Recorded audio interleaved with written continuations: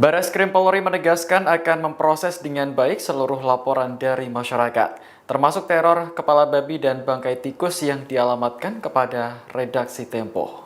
Kabarreskrim Polri Komjen Wahyu Widada meminta doa dari semua pihak agar kasus terselesaikan. Namun ia enggan banyak bicara ketika ditanya proses penyelidikan yang sedang berlangsung. Sebelumnya, Tempo resmi melaporkan peristiwa teror pengiriman kepala babi ke Barreskrim Polri pada Jumat 21 Maret lalu.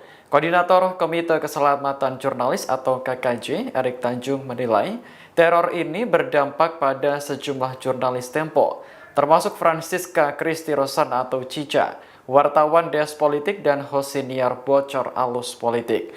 Nama Cica disebut dalam pengantaran teror kepala babi pada Rabu pekan lalu.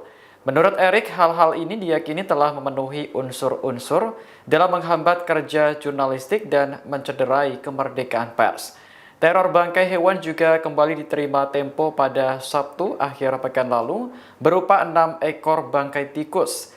Pemimpin redaksi Tempo, Setria Sera mengatakan, kiriman bangkai tikus ini semakin memperjelas teror untuk media yang dipimpinnya. Sebelum bangkai tikus, redaksi Tempo juga menerima pesan ancaman lewat media sosial, yakni dari akun Instagram @derinoah pada 21 Maret.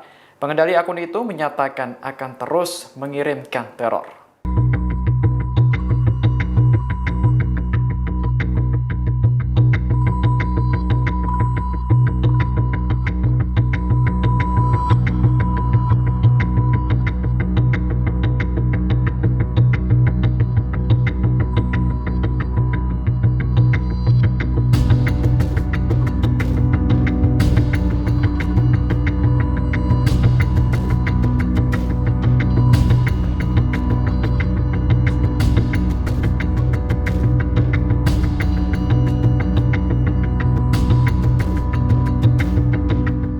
Download Tribun X sekarang, menghadirkan lokal menjadi Indonesia.